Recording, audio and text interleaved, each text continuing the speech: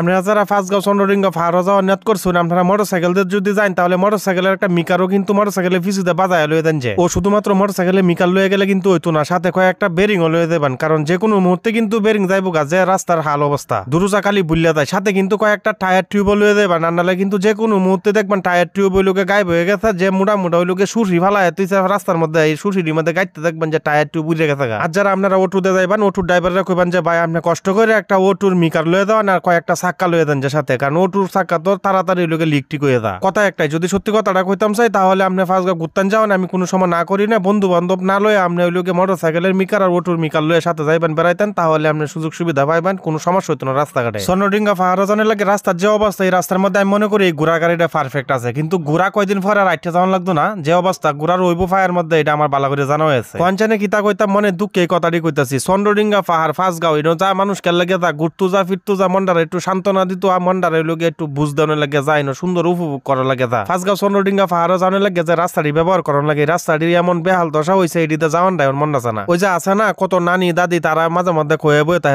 নাতি ল একটু আমার ঘুরাই আনগা ফাঁসগাঁও চন্দ্রডিঙ্গা পাহাড়তে, তোরা দি প্রতিদিন যাস আমার লয়ে যাই, বা যদি কোনোদিন আপনার কাছে আবদার করে বলেও তারা লয়ে দেন না। নানি দাদি যেহেতু বুড়া মানুষ তারা কিন্তু অনেক বয়স হয়েছে, তারা দুই সাইডটা কোমরের আড্ডি কিন্তু এমনিতে ভেঙে গেছে। আপনি যদি তারা শখ পূরণ করার লাগে চন্দ্রডিঙ্গা পাহাড়ের মধ্যে লয়ে দেন তাহলে কিন্তু আর বাকি যে আড্ডি আছেন হেডিও ভেঙে দেবো। যেহেতু আমি মোটরসাইকেলের থেকে ভিডিওটা শুট করছি যার কারণে কিন্তু রাস্তার বেহাল দশাটা তেমন একটা ফুটে উঠছে না, যদি ওটুতে যাইতাম তাহলে বুঝতে না যে কত দানের কত চা। উচিত কথাটা যদি কন যা তাহলে কিন্তু মা ওই বেজার হয়ে দেবো। পর্যটন কেন্দ্র রাস্তাটি যদি এমন তাহলে কি কইতাম কারে কিতা কইবান কর কাছেই কি তাই না কনছে না। আচ্ছা আরেকটা ভালো কথা মনে পড়ে গেছে, চন্দ্রডিঙ্গা ফাঁসগাঁও আরো যদি যান যে কোনো রাস্তা দিয়ে আপনি যাবেন আরো কিন্তু বিকল্প অনেকটি রাস্তা আছে, আপনি যে কোনো রাস্তা যান রাস্তার কিন্তু বেহাল দশা সবডির এমনই। আচ্ছা যে কথাটা আপনারা কইতাম চাইছিলাম, আপনারা লোকে 20 বেদনার কয়েকটা বড়িও সাথে লয়ে দেবেন, কারণ ফাঁসগাঁও পাহাড়ের কাছে বয়ে থেকে একটু ঠান্ডা পানি দিয়ে আপনারা বড়িটি খাইলেন জানালে কোমরের বেদনা কিন্তু থাকতে না। হাসা এটা কিন্তু সত্য, আমি হয়তো মোটরসাইকেল চালাই গেছি যার কারণে কিন্তু বেদনার বড়ি টড়ি তেমন একটা কামন লাগছে না, তারপরেও কিন্তু বেদনা ঠিক করছে। কারণ আমার মতো মোটরসাইকেল দিয়ে তো সবাই দিত না, যারা হইলো গিয়া বন্ধু বান্ধব লয়ে দেবো তারা তো নাই করে দিয়েছি, বন্ধু বান্ধব না লয়ে তারা মিকাল লয়ে দিত।